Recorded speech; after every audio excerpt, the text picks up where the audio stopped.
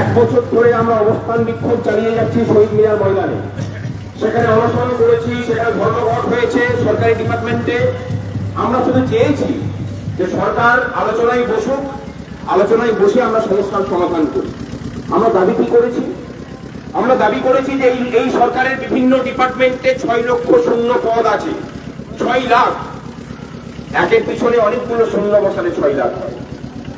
সেই 6 লক্ষ শূন্য পদে এই রাজ্যের বেকার ছেলে মেয়েদের, সেই বাড়ির ছেলে মেয়ে, আপনার আমার বাড়ির ভাই বোন ছেলে সন্তান সন্ততি হতে পারেন, তারা তাদের মেধার পরিচয় দিয়ে, কাউকে ঘুষ না দিয়ে, কারোর কাছে চাকরিটা না কিনে নিজের যোগ্যতায় চাকরিটা পাক।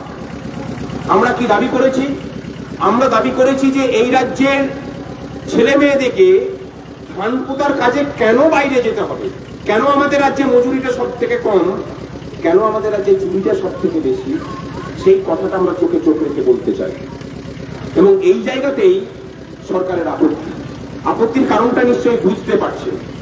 এই সরকারের আমলাদের মধ্যে যারা সব থেকে বেশি দুর্নীতিগ্রস্ত, তাদের প্রমোশন কত দ্রুত হয় এটা আপনি আমি সবাই দেখতে পাচ্ছি। এমন একটা সরকারি প্রকল্প নেই যেখানে দুর্নীতি নেই, এমন একটা সরকারি ডিপার্টমেন্ট নেই যেখানে দুর্নীতি ধাবা বসায়নি। এবং সেই দুর্নীতির যদি মাথাটাকে খোঁজ করেন, দেখবেন যে রাজ্য প্রশাসনের সর্বোচ্চ স্থানে যিনি বসে আছেন, সমস্ত দুর্নীতির টাকা তার কাছে দিয়ে পৌঁছাচ্ছে। এই প্রাতিষ্ঠানিক দুর্নীতির বিরুদ্ধে আমরা লড়াই করছি। আমরা লড়াই করছি সরকারি কর্মচারীদের যে ন্যায্য পাওনা ডিএ, সেই ডিএ নিয়ে। কারণ ডিএ বাড়লে শুধুমাত্র সরকারি কর্মচারীদের বেতন বাড়ে না, ডিএ বাড়লে এই রাজ্যের বিভিন্ন কলে কারখানায় কাজ করা, দোকানে হাটে কাজ করা মানুষেরও মজুরি বৃদ্ধি হয়, কারণ ন্যূনতম মজুরিটা বাড়তে থাকে। ডিএ বাড়ার টাকাটা আবার বাজারের মধ্যে আসে, বাজারে ব্যবসাপাতি ভালো হয়, ব্যবসায়ীদের উপকার হয়। সম্প্রতি মণিপুর এবং নাগাল্যান্ডের মতো রাজ্যে ব্যবসায়িক সংগঠনগুলো সরকারের কাছে বলেছে যে কর্মচারীদের ডিএটা মিটিয়ে দিন, কারণ বাজারে নগদের যোগানের কম পড়ছে। অথচ এই রাজ্যের সরকার তার সমস্ত কিছু টাকা ভেঙে দিয়ে উল্টো পথে চলেছেন।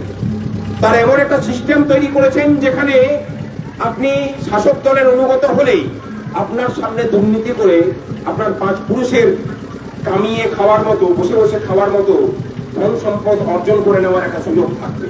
এই ব্যবস্থার বিরুদ্ধে আমরা লড়াই করছি। আমাদের লড়াই কোন রাজনীতির স্বার্থে নয়, কোন দলীয় রাজনীতিকে প্রতিষ্ঠা দেওয়ার লড়াই নয়।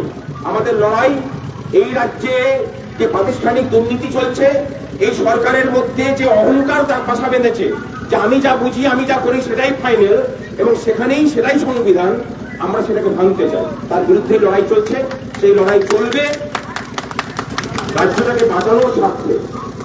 চলুন সবাই এক।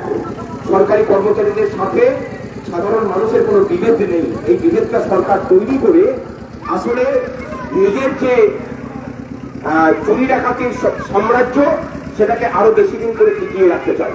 এখানে কেউ ভালো নেই, না ব্যবসায়ী ভালো আছে, না একজন রুগী হসপিটালে সে ভালোভাবে চিকিৎসা পায়, না ছাত্রছাত্রীরা ভালো আছে, না সরকারি কর্মচারীরা ভালো আছেন।